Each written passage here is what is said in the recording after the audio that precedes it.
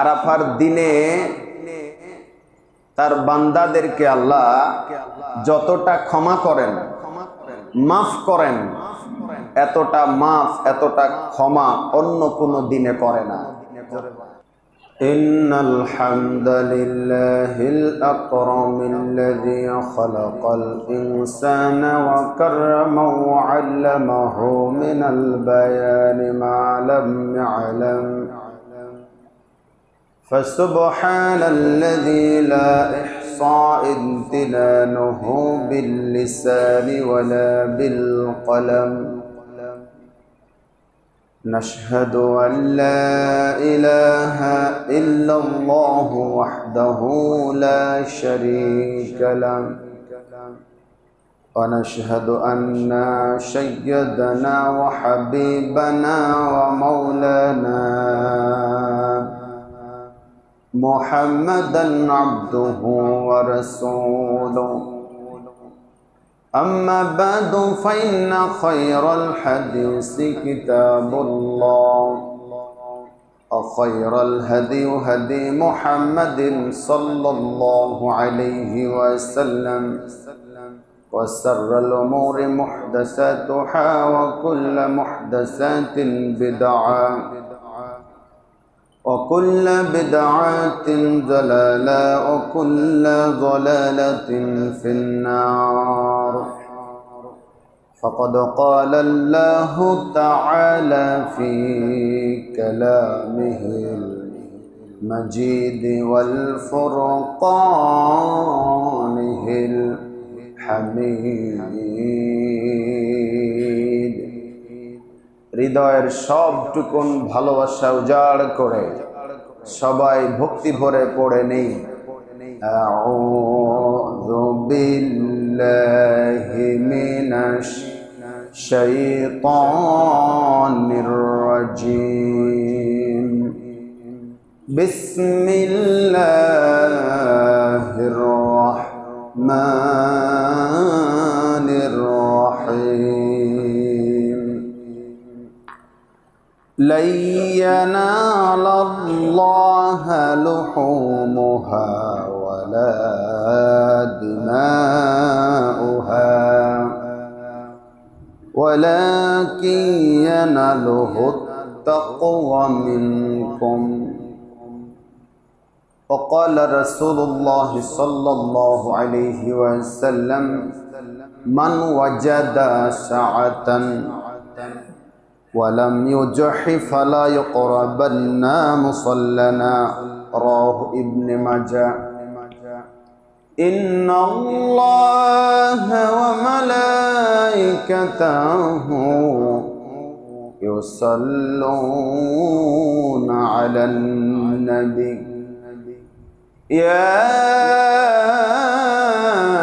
أيها الذين آمنوا صلوا عليه وسلموا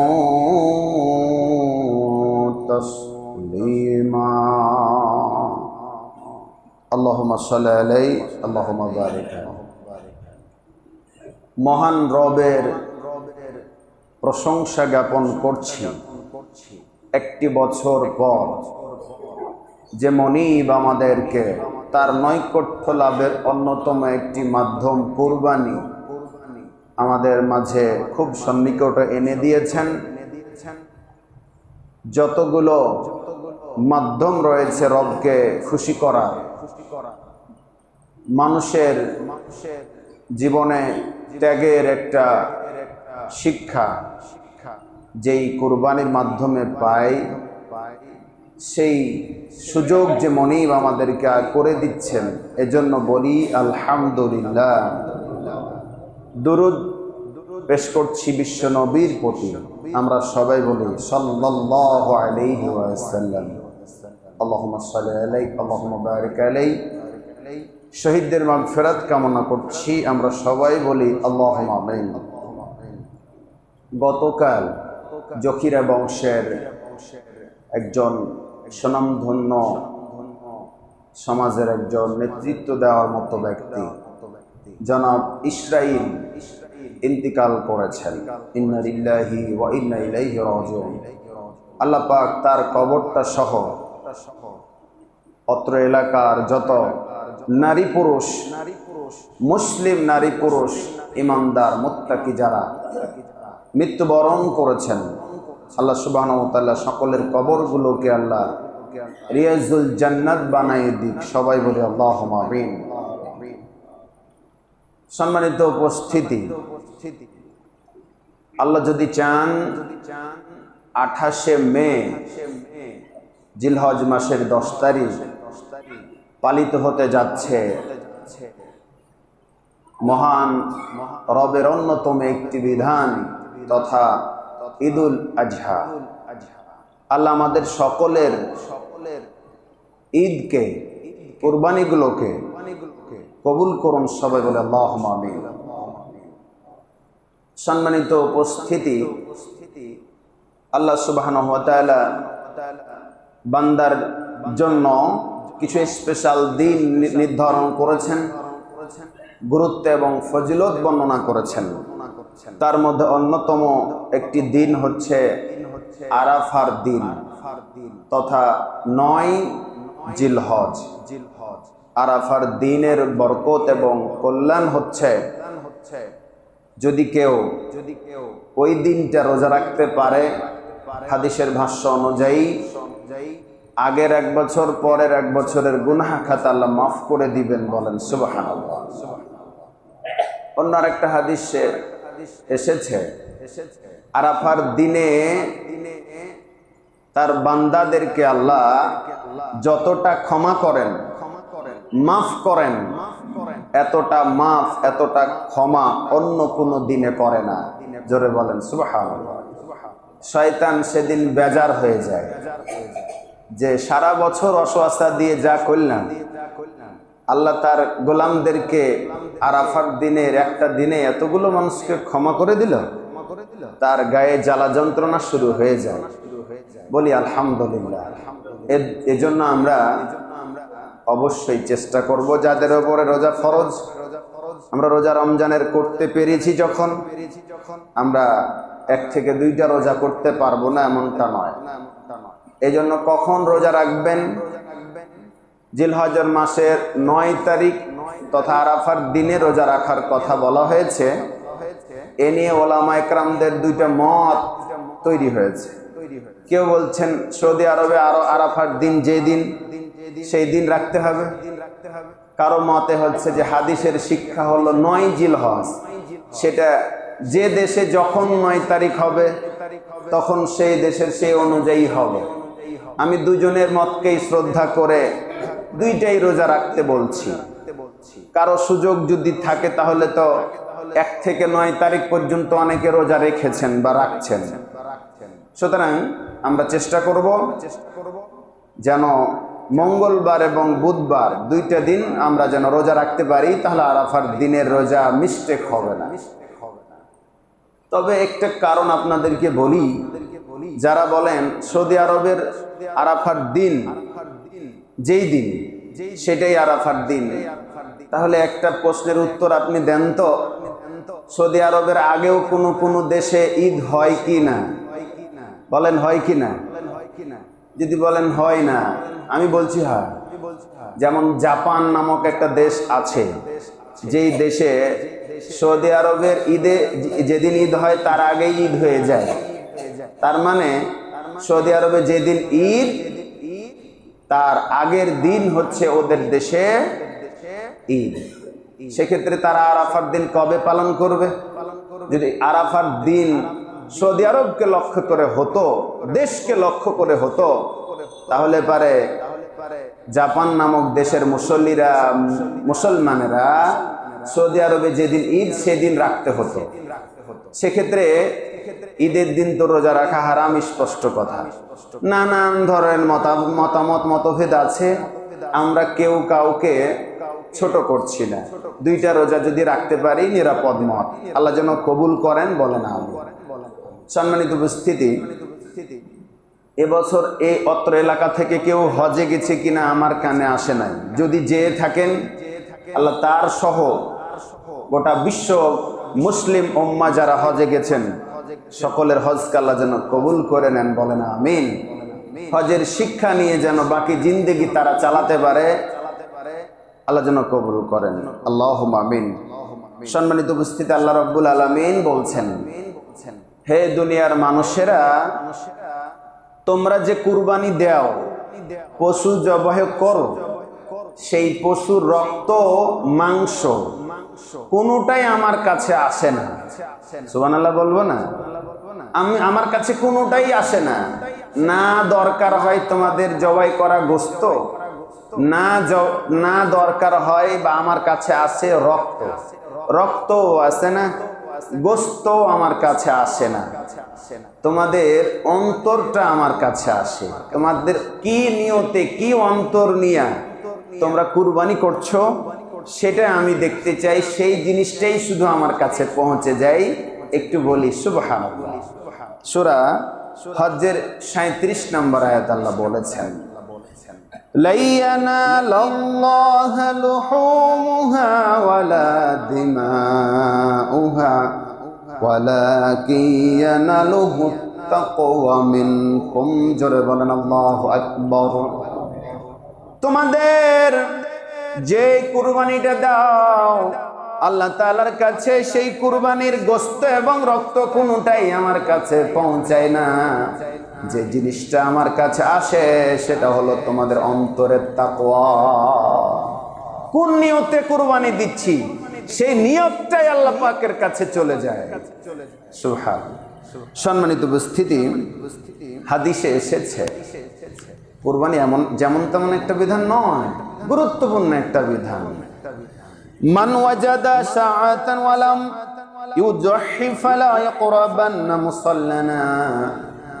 যার সামর্থ্য আছে অথচ কুরবানি দিল না, সামর্থ্য থাকার পরেও যে বা যারা কুরবানি দেবে না, বিশ্বনবী মুহাম্মদ সাল্লাল্লাহু আলাইহি সাল্লাম বলেন ওই ব্যক্তিগুলো যেন ঈদগাহে, আমার ঈদগাহে নামাজ পড়তে না আসে। সুতরাং সামর্থ্য থাকা সত্ত্বেও যদি কেউ কুরবানি না দেয় তাহলে গুরুত্বপূর্ণ একটা বিধান সে লঙ্ঘন করলো। এজন্য আমাদের যাদের সামর্থ্য আছে, ইতিমধ্যে ক্রয় করেছি, ব্যবস্থা করেছি, কেউ করছি বা করব, সকলের সংগ্রহকৃত কুরবানিগুলোকে আল্লাহ যেন আমাদের সহি নিয়তে কবুল করেন, তার সন্তুষ্টির জন্য কবুল করেন, বলেন আমিন। ইবনে মাজার হাদিস বললাম। সম্মানিত উপস্থিতি, আল্লাহ তাআলা জাতি, ধর্ম, বর্ণ নির্বিশেষে এই পৃথিবীতে দুই ধরনের, দুই মতের মানুষ তৈরি করেছেন। একটা হলো যারা ভোগ আর আত্মসাতের মাধ্যমে জীবন পরিচালনা করতে চায়। তাদের জীবনটা মনে করে যে ভোগ বিলাসিতা, যার তার জিনিস সম্পদ আত্মসাৎ করে খায়। এই ধরনের কিছু মানুষ তৈরি হয়েছে, আল্লাহ না বানালেও তৈরি হয়ে গেছে। দ্বিতীয় নাম্বার হচ্ছে যারা ত্যাগের মাধ্যমে প্রশান্তি ও পরিতৃপ্তি খুঁজে পেতে চায়। যেমন খাঁটি, সহি, শুদ্ধ নিয়তে যারা কুরবানি করে তারা এই দলের অন্তর্ভুক্ত, বলেন সুবহানাল্লাহ। কুরবানি অন্যতম একটা মাধ্যম ত্যাগের। আল্লাহ রাব্বুল আলামিন সূরা ইমরানের 92 নম্বর আয়াতে বলেন, লান তানালুল বিররা হাত্তা তুনফিকু মিম্মা তুহিব্বুন। বলেন আল্লাহু আকবার। রব্বে কারীম বলেন, তোমরা ততক্ষণ পর্যন্ত কল্যাণকামী হতে পারবা না যতক্ষণ পর্যন্ত নিজের মধ্যে থাকা প্রিয় জিনিস, প্রিয় বস্তুকে আল্লাহ রাস্তায় খরচ না করবে, ততক্ষণ পর্যন্ত কল্যাণকামী হতে পারবা না। কল্যাণকামী হতে চাইলে, কল্যাণে উপনীত হতে চাইলে আমার ভিতরে যে প্রিয় বস্তু আছে সেটাকে ত্যাগ করতে হবে। আল্লাহ রাস্তায় খরচ করতে হবে। প্রিয় বস্তু কি? কোরআনের অন্য আর একটা ভাষায় পাওয়া যায় সম্পদ এবং সন্তান। বলেন সুবহানাল্লাহ। সন্তান এবং সম্পদকে আল্লাহ রাস্তায় উৎসর্গ করে দেওয়া অন্যতম একটা প্রিয় বস্তুর ভিতরে অন্যতম। এই দুইটা জিনিসকে যেন আল্লাহ চাইলেও যেন দিতে পারি, আল্লাহ যেন কবুল করেন, বলেন আমিন। সম্মানিত উপস্থিতি, কুরবানি শব্দটি কুরবান শব্দ থেকে এসেছে, যার আবিধানিক অর্থ হচ্ছে ত্যাগ করা, নৈকট্য অর্জন করা, উৎসর্গ করা। পারিভাষিক সংজ্ঞা মহান আল্লাহর সন্তুষ্টির জন্য আরবি জিলহজ মাসের 10, 11, 12 তারিখ পর্যন্ত তার নামে সবল গৃহপালিত পশু জবাহ করাকে কুরবানি বলে। অন্য আর একটা পারিভাষিক সংজ্ঞায় বলা যায় আল্লাহর নৈকট্য লাভের উদ্দেশ্যে। জোরে বলেন তো কার নৈকট্য? সবাই বলেন কার নৈকট্য? একমাত্র আল্লাহর নৈকট্য লাভের উদ্দেশ্যে যে প্রিয় বস্তু ত্যাগ করা হয় বা জবাহ করা হয় সেটার নামই হচ্ছে কুরবানি। সবার কুরবানি আল্লাহ কবুল করবে না, করেননি। যেমন আল্লাহ নিজেই বক্তব্য দিয়েছেন যে আমি কুরবানি সবার কবুল করি নাই। হযরতে আদম আলাইহিস সালামের 2 সন্তানের ঘটনা আল্লাহ নিজেই কোরআনে বর্ণনা করেছেন। সুবহানাল্লাহ বলবো না? আল্লাহ বলছেন ওয়াতলু আলাইহিম নাবা আবনা আদম বিল হক ইয ক্বাররাবা কুরবানান ফাতুকবিলা মিন আহাদিহিমা ওয়া লাম ইয়াতাকাব্বাল মিনাল আখার। জোরে বলেন আল্লাহু আকবার। এই ঘটনাটি যদিও আদম আলাইহিস সালামের 2 সন্তানের ঘটনা, আদম আলাইহিস সালাম থেকে বিশ্ব নবীর দূরত্ব শত শত নয়, হাজার হাজার বছরের ব্যবধান। অথচ আল্লাহ রাব্বুল আলামিন জিবরাইলের মাধ্যমে বিশ্ব নবী সাল্লাল্লাহু আলাইহি সাল্লামকে ঘটনা বর্ণনা করলেন। ওগো নবীজি, যখন আদম আলাইহিস সালামের 2 সন্তান আমি আল্লাহর রাস্তায় কুরবানি করেছিল, 2 জনের একটা আমি কবুল করেছিলাম, আর একজনেরটা আমি কবুল করি নাই। কারণ একজনের নিয়ত ছিল সহি শুদ্ধ, আর একজনের নিয়তে ভেজাল ছিল, এজন্য কবুল হয় নাই। তাদের কুরবানি গোশত খাওয়ার সিস্টেম ছিল না, পাহাড়ে রেখে দিত কুরবানিকৃত বস্তুকে, একটা মহান আল্লাহর হুকুমে আগুন এসে জ্বালিয়ে দিত। যেটা জ্বালাতো সেটা কবুল হতো, যেটা জ্বালাতো না সেটা পড়েই থাকতো ওভাবে।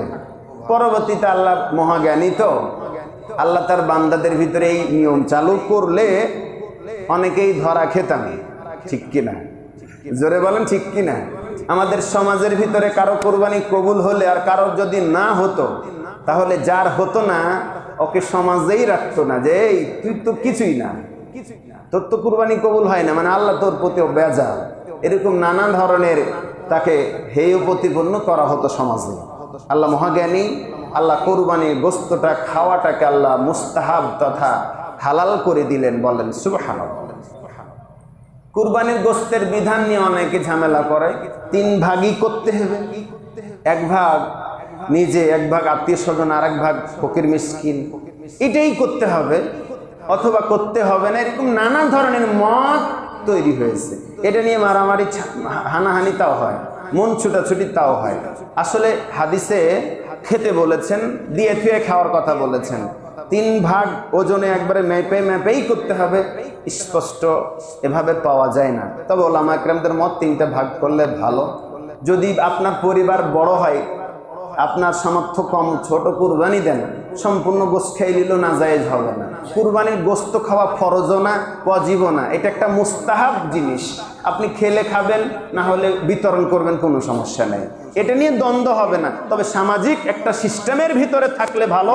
সমাজ যেটা চায়, যেভাবে আগাতে চায়, যাতে বিশৃঙ্খলা না হয়, কারোর সাথে কারো মন ছোটাছুটি না হয়, সমাজবদ্ধভাবে বসবাস করবার জন্য একটা সিস্টেম করে দেওয়া হয়েছে। সেই সিস্টেমের মধ্যে থাকার মধ্যেই করলেন। জোরে বলেন ঠিক না বেঠিক? সবাই একদিকে থাকবে, আপনি আলাদা একটা মত তৈরি করবেন, এটা যাতে না হয়। এরকম হলে একটা খারাপ ধারণা তৈরি হতে পারে।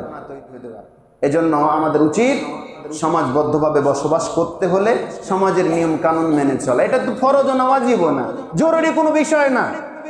এই জন্য বাড়াবাড়ি করবো না। যেটা বলছিলাম, তখন এটা সিস্টেম ছিল না, এখন আল্লাহ সিস্টেম করেছেন। এমন সিস্টেম করেছেন যে কুরবানির গোশতকে যদি একদিনে খান, দুদিনে খান, 3 দিনে খান, তাও হবে। যদি মনে করেন যে পুরো বছর কেন, যতদিন খুশি ততদিন আপনি যত্ন করে রেখেও সংরক্ষণ করে খেতে পারবেন, কোনো সমস্যা নেই। সুবহানাল্লাহ বলেন। আল্লাহ রাব্বুল আলামিন, আমরা কেন কুরবানি দেব, কুরবানি দেওয়ার উদ্দেশ্যটা কি? 1 নাম্বার হলো আল্লাহর শুকরিয়া জ্ঞাপনের মাধ্যম। আল্লাহ রাব্বুল আলামিন বলেন, ইন্না আ'তাইনাকাল কাউসার। আমরা তো এই ছোট ছোটটা সবাই জানি, ঠিক না? একটু বলি, ইন্না আ'তাইনাকাল কাউসার ফাসাল্লি লিরাব্বিকা ওয়ানহার।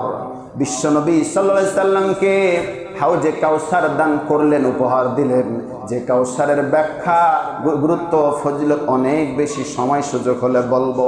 এত সুন্দর একটা নিয়ামত আল্লাহ তার হাবিব বিশ্বনবীকে দান করলেন। বিশ্বনবীকে হাউজে কাউসার দান করার কারণে হাসরের ময়দানে যদি 1 ঢোক কেউ হাউজে কাউসারের পানি পান করে, তাহলে জীবনে আর কোনোদিন পিপাসার্ত হবে না। বলেন সুবহানাল্লাহ। হাউজে কাউসার অনেক ফজিলত, একটু বললাম। এটা দান করার পরে আল্লাহ তার প্রিয় হাবিবের কাছে আশা করলেন, আকাঙ্ক্ষা করলেন, ওগো নবীজি, আমি যেহেতু আপনাকে কাউসার দান করলাম, সুতরাং আপনি ফাসাল্লি লিরাব্বিকা ওয়ানহার, আমার জন্য আপনি নামাজ পড়বেন এবং কুরবানিও করবেন। জোরে বলেন সুবহানাল্লাহ।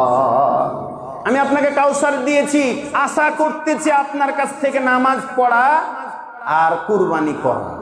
তা আল্লাহ আমাদের নিয়ামত কি 1-2টা দিয়েছেন? লা তুহসুহা, যেগুলো গণনা করে শেষ করা যাবে না, এত পরিমাণ নিয়ামত আল্লাহ আমাকে, আপনাকে, আমাদেরকে দিয়েছেন। বলেন সুবহানাল্লাহ। সেক্ষেত্রে তার একটা প্রাপ্য, চাওয়া পাওয়া, আল্লাহ চান বান্দারা যেন আমার রাহে, আমার সন্তুষ্টির জন্য কুরবানি করে। এজন্য 1 নাম্বার উদ্দেশ্যই হলো যেন আমরা শুকরিয়া জ্ঞাপন করতে পারি, কুরবানি দেওয়ার মাধ্যমে আল্লাহর নৈকট্য লাভ করতে পারি। 2 নম্বরে এটা একটা গুরুত্বপূর্ণ দায়িত্ব, গুনাহ মাফের মাধ্যম। যেটা বলেছিলাম হাদিসে, মান ওয়াজাদা শাআতান ফালাম ইউজহি ফালা ইকরাবান্না মুসাল্লানা। যার সামর্থ্য আছে অথচ কুরবানি দেবে না, সেজন্য ঈদগাহে না আসে। সুতরাং এটা গুরুত্বপূর্ণ আল্লাহর হুকুম, এটা একটা বিধান, দায়িত্ব থেকে মুক্ত হওয়া যায়। 3 নম্বরে তাকওয়া অর্জনের মাধ্যম। যতগুলো মাধ্যম আল্লাহ পাকের আছে, তাকওয়া অর্জনের অন্যতম একটি মাধ্যম হচ্ছে কুরবানি। 4 নাম্বার হচ্ছে আল্লাহর বান্দার জন্য আল্লাহর পক্ষ থেকে ওই কুরবানিটা হচ্ছে একটা মেহমানদারির সিস্টেম। এমনটা নয় কুরবানির ঈদে এমন কোন মুসলিম ফ্যামিলি বা পরিবার নাই যার ঘরে গোশত পৌঁছে যায় না। বলেন না সুবহানাল্লাহ। কি একটা সিস্টেম করে দিয়েছেন, সবার ঘরে ঘরে ঘরে ঘরে অল্প হলেও গোশত পৌঁছে যায়, সবাই মিলে একসঙ্গে এই কুরবানির ঈদের গোশত ভাগাভাগি করে খায়। কি একটা মুসলিম ফ্যামিলি পরিবারকে আল্লাহ শিক্ষা দিয়েছেন, এটা মেহমানের একটা সিস্টেম। কুরবানির শিক্ষা কি? ত্যাগের মহিমায় নিজেকে উজ্জীবিত করা। নিজেকে উজ্জীবিত করা, ত্যাগ এমন একটা জিনিস যার মাধ্যমে আল্লাহকে খুব কাছ থেকে পাওয়া যায়। ত্যাগের মানসিকতা রাখতে হবে। ত্যাগ মানে যে শুধু কুরবানি তা না। একটা বৃদ্ধ মানুষের লাঠি পড়ে গেছে, সেটা উঠে দেন, এটা আপনি আপনার জীবন থেকে ত্যাগ করলেন। আপনার সময়, আপনার শ্রদ্ধা, আপনার ভালোবাসা, আপনার বিনয় তার প্রতি উপহার দিলেন, ত্যাগ করলেন, এটাও একটা ত্যাগ। ত্যাগ শুধুমাত্র কুরবানি দিয়েই শুধু নয়, অনেক ত্যাগের ব্যাখ্যা রয়েছে। আমাদের সদা সর্বদা ত্যাগের মানসিকতা দান সাদাকা থেকে শুরু করে কুরবানি থেকে শুরু করে অনেক ধরনের ত্যাগের উদাহরণ রয়েছে। আল্লাহ যেন আমাদের সবগুলো করার তৌফিক দান করেন। নিজের মধ্যে লুকায়িত যদি পশুসুলভ আচরণ থাকে সেটা দূর করা, অনেক সময় থাকে হয়ে যায়, এগুলো দূর করতে হবে। ছুরি চালার সাথে সাথেই আমার ভিতরে যত কুসংস্কার বা খারাপ অভ্যাস আছে সেগুলোকেও এই ছুরি চালার সাথে সাথে ডিলিট করে দেওয়া। আল্লাহর দরবারে বিনয়ী হতে শেখা, আল্লাহর হুকুম পালনে দ্বিধা না করা। আল্লাহ আমাদেরকে হুকুম দিয়েছেন সেটা আমরা পালন করি। গোশত খাওয়া বা লোভ দেখানোর উদ্দেশ্যে যাতে কুরবানি না হয়, কুরবানি শিক্ষা বলছি। এরপরে যারা ভাগে কুরবানি দেন সকলের নিয়ত হতে হবে সহিশুদ্ধ, নিজেকে আল্লাহ পাকের কাছে সঁপে দিতে হবে। এইভাবে ইন্না সলাতি ওয়া নুসুকি ওয়া মাহিয়ায়া ওয়া মামাতি লিল্লাহি রাব্বিল আলামিন। কষ্ট যদি না হয় একটু বলেন না, ইন্না সলাতি ওয়া নুসুকি ওয়া মাহিয়ায়া ওয়া মামাতি লিল্লাহি রাব্বিল আলামিন। আমি বললাম নিশ্চয় আমার নামাজ, আমার কুরবানি, আমার জীবন, আমার মরণ ওগো রব তোমার জন্যই নিবেদিত। ঘন ঘন এটা বলতে হবে। আর কুরবানির ছুরি চালার আগে দুয়াটা পড়ার কথা স্পেশালি বলা উচিত। বিসমিল্লাহ আল্লাহু আকবার, ইন্না ওয়াজহাতু ওয়াজহিয়া লিল্লাযী, এটা বলার কথা পাওয়া যায় না। হলো বিসমিল্লাহ আল্লাহু আকবার তো বলতেই হবে। ইন্না সালাতি এটাও বলার কথা বলা হয়েছে। মুখে যদি উচ্চারণ করে নাও হয়, মনে মনে নিয়ত করলেও হয়ে যাবে। বলছিলাম কুরবানি করার ক্ষেত্রে আমাদের টুকটাক কিছু মাসলাগত একটু ত্রুটি থাকতে পারে, একটু বলি। সেটা হলো জবাই করার জন্য 3টে শর্ত পালন করার কথা হাদিস কোরআনে পাওয়া যায়। 1 নম্বরে যিনি জবাই করবেন অবশ্যই তাকে মুসলিম হতে হবে। এটা হয়ে থাকে, আমরা মুসলমান ছাড়া কারো জবাই করা জিনিস খাই? বলেন খাই না। অনেকে আদর করে ভালোবাসে হিন্দু টিন্দুর বাড়িতে অনেকে দাওয়াত, অনেক সময় দাওয়াত গ্রহণ করে। করাটা জায়েজ না যায় সেটা পরের কথা, কিন্তু যদি কেউ করে তাহলে নিজেই আগে নিজের জিনিস নিজে জবাই করে রান্না করে খায়। অন্যের কাটা, অন্য ধর্মের মানুষের কাটা জিনিস খায় না। মুসলমান হতে হবে জবাই করার ক্ষেত্রে। 2 নম্বর, আল্লাহর নাম অবশ্যই নিতে হবে। আল্লাহর নাম ছাড়া অন্য কোনো নামে জবাই করার পশু মুসলমানের জন্য খাওয়াটা হালাল নয়।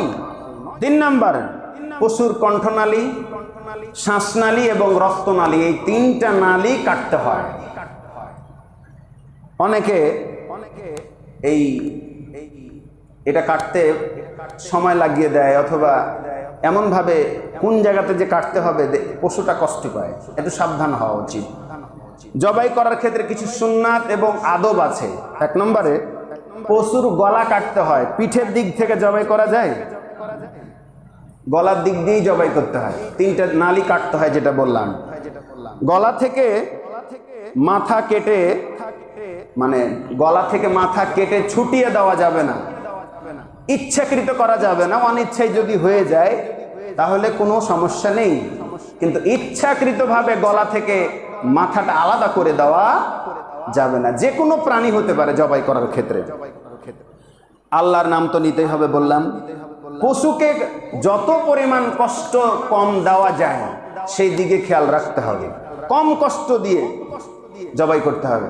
তাহলে ছুরিটা হতে হবে ভোঁতড়া, নাকি ভোঁতড়া, এই ভোঁতড়া ধারালো হতে হবে, প্রচন্ড চোখা ধারালো হতে হবে। গ্রামের ভাষায় বললাম ভোঁতড়া আর চোখা, খুব তীক্ষ্ণ ধারালো হতে হবে। দেওয়া মাত্র যেতে করে কেটে যায়, এতে পশুটা কষ্ট কম পায়। এমন আছে দিতে দিতে ওর গলা কাটলো, একবার গরু উঠে চলে গেল, আবার ধরে বাঁধো, এরকম যাতে না হয়। ধারালো ছুরি হতে হবে, অল্পতে যাতে করে কষ্ট, মানে অল্পতে যেন গলাটা কেটে যায়, এটা খেয়াল রাখতে হবে।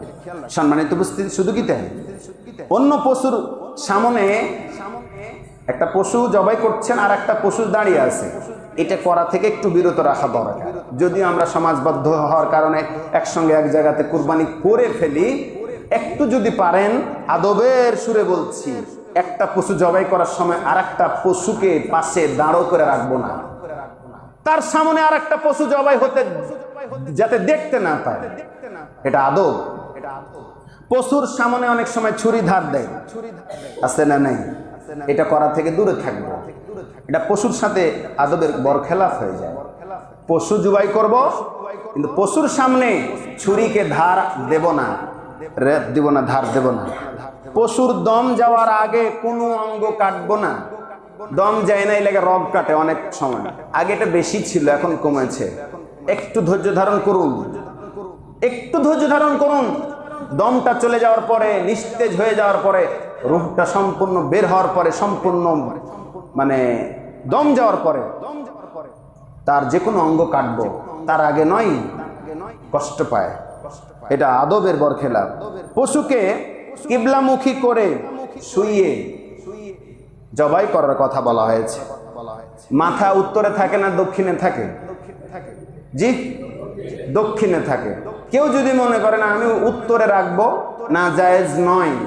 তবে সুবিধা হচ্ছে দক্ষিণ দিকে আমরা যেটা করি, আমরা বলতে আপনারা, আমরা সবাই যেটা করি, দক্ষিণ দিকে মাথা রেখে জবাই করতেই বেশি সুবিধা, ভালো, যাতে মানে নিশ্চিন্তে কাটা যায়। তবে উত্তর দিকে মাথা করেও করা যাবে, তবে এতে কষ্ট হতে পারে। দুটাই জায়েজ আছে। এরপরে পশুকে ক্ষুধার্ত রেখে জবাই করলে কোনো কল্যাণ নাই, বরং গুনাহ। গুনাহ বলতে যে অনুচিত কাজ। এই যে তার ভুঁড়ি বেশি খাদ্য নালী থাকবে, এই থাকবে ইত্যাদি মনে করে পশুটাকে ক্ষুধার্ত রেখে জবাই করা, এটা একদম বেয়াদবি কাজ। পশুর সাথে পর্যাপ্ত পরিমাণ তাকে খাদ্য দিতে হবে, ক্ষুধার্ত রাখা যাবে না, পিপাসার্ত রাখা যাবে না। অনেক সময় হাঁটে না, মানে কুরবানি জায়গায় নিয়ে যাব তো যায় না, তখন টেনে হেঁচড়ে নিয়ে যাওয়া হয়। এতটা বেয়াদবি না করে আদরের সুরে, আদবের সুরে, খুব ভদ্রতার সাথে কুরবানি পশু আমরা নিয়ে যাব কুরবানির জায়গায়। ধারালো ছুরি ব্যবহার করার কথা বললাম। যদি পারি অবশ্যই পশুটাকে গোসল দেব। কোনো কারণে বিসমিল্লাহ বলতে ভুলে গেছেন, কোনো কারণে যদি হয়ে যায়, ওটা হারাম হবে না। তবে খেয়াল করে আমাদের আল্লাহর নাম নিয়েই কুরবানি করা উচিত।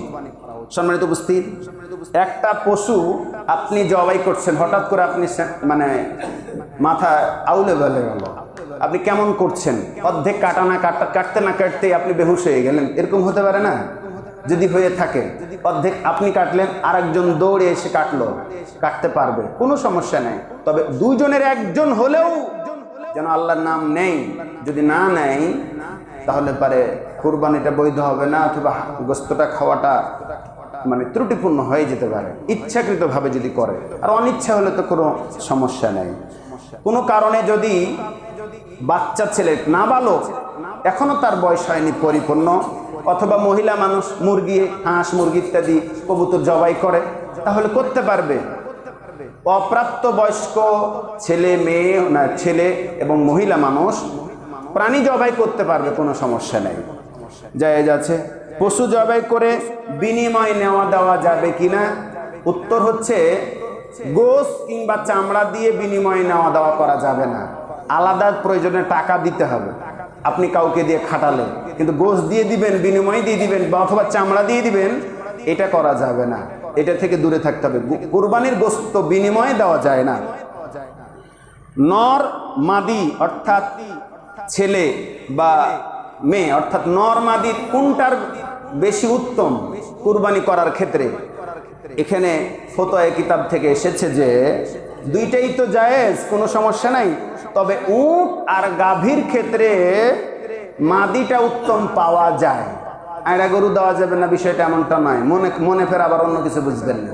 উত্তম হচ্ছে যে উট, গাভী ক্ষেত্রে মাদি মানে মেয়ে দেওয়া উচিত, মানে উত্তম। আর দুম্বা, ভেড়া, ছাগলের ক্ষেত্রে বা ইত্যাদির ক্ষেত্রে নর দেওয়াটা উত্তম। আমরা মন খারাপ করবো না, উত্তম কোনটা সেটা বললাম, সবই জায়েজ। এরপরে অনেক সময় কিছুদিন আগে একটা ত্রুটি পাওয়া যাচ্ছিল যে খাসি নাকি কুরবানি দেওয়া যাবে না, কারণ তারা এই প্যারাই করা হয়েছে, এটা একটা খুঁত তৈরি হয়ে গেল ইত্যাদি ইত্যাদি। আসলে এটা ভুল একটা ধারণা, কুসংস্কার। কোনো সমস্যা নাই, সম্পূর্ণ হালাল এবং অনেক বড় একটা উত্তম কাজ। খাসিকৃত প্রাণী জবাই করাটা শুধু উত্তম নয়, মানে দেওয়া জায়েজই নয়, বরং উত্তম। এরপরে গর্ভবতী বা গাভীন পশু কুরবানি দেওয়ার ক্ষেত্রে কি করবেন? যদি আগেই বুঝতে পারি তাহলে দিব না, আগে এক সময় ছিল বুঝতে পারা যেত না। যদি কোনো কারণে দেওয়া হয়ে যায়, ওর পেটের বাচ্চাটা যদি জিন্দা থাকে তাকেও জবাই করতে হবে, ফতোয়া কিতাবে এসেছে। যদি না জেনে হয়ে যায় তাহলে তো করতে হবে। এরপরে একা নাকি একাধিক জনে উত্তম কুরবানি দেওয়ার ক্ষেত্রে একটু মনোযোগ দেন। অনেকে আছে ওই যে বললাম না, গোশ খাওয়ার জন্য দেয়, আমার ছেলে খায় না তাই দেই, আমার স্ত্রী খায় না তাই দেই, খাসি খায় না গরু খাই গরু দিব, গরু খায় না খাসির এই জন্য দেই। এটার কারণে দেওয়া উচিত নয়। কেন দিবেন?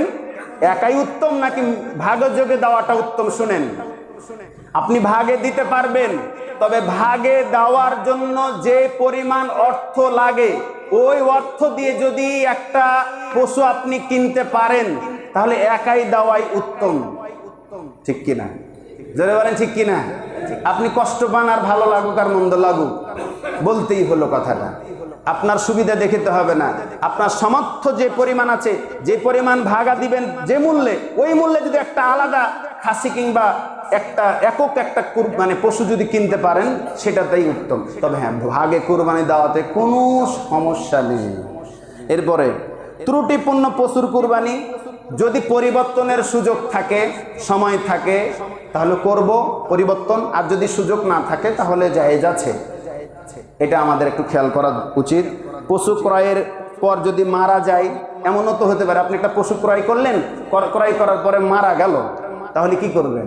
যদি ধনী হয়, সামর্থ্যবান ব্যক্তি হয়, অথবা ধনী হয়, সামর্থ্যবান বলতে ধনী হয়, তাহলে সে আবার ক্রয় করে কুরবানি দেবে। আর গরিবের জন্য এটা পুনরায় দেওয়াটা বাধ্যবাধকতা নাই। আলহামদুলিল্লাহ বলবো না? নাপাক ভক্ষণকারী পশু যদি কুরবানি দেন, ওর গোস্ত খাওয়া উচিত হবে না, খাওয়া যাবে না। আরও সিস্টেম আছে, নাপাক ভক্ষণকারী পশু কুরবানি দেওয়া থেকে এড়িয়ে চলতে হবে। এক ভাগের মধ্যে অন্য কাউকে শরিক করা যাবে না। যেমন আপনার একটা গরু 7 ভাগে দিতে হয়, এক ভাগের ভিতরে আরেকজন আরেকটা ভাগ বসিয়ে দিল। ধরেন যে 10,000 টাকা দিয়ে একটা ভাগা কুরবানি দেব, আপনি 5,000 আমি 5,000, এক ভাগের ভিতরে 2 জন ঢোকা যাবে না। এটা আমরা খেয়াল করব। এরপরে অমুসলিমদেরকে গোস্ত দেওয়া যাবে, কোনো সমস্যা নাই। চুল নখ কাটা থেকে বিরত থাকার কথা হাদিস সহি হাদিস দ্বারা প্রমাণিত, আমরা মেনে চলবো ইনশাআল্লাহ। আল্লাহ আমাদেরকে কবুল করুন, আমিন। সকলকে 28 তারিখ অর্থাৎ জিলহজ মাসের 10 তারিখ ঈদুল আজহার অগ্রিম শুভেচ্ছা, ঈদ মোবারক। আল্লাহ আমাদের ত্যাগের মহিমায় নিজেকে উজ্জীবিত করে কুরবানির শিক্ষা এবং কুরবানি যেন আল্লাহ আমাদের কুরবানিগুলোকে কবুল করেন। কুরবানির শিক্ষা নিয়ে আমরা যেন বাকি জিন্দগি চলতে পারি, আল্লাহ যেন তৌফিক দান করেন। আমরা সকলে বলে আল্লাহুম্মা আমিন।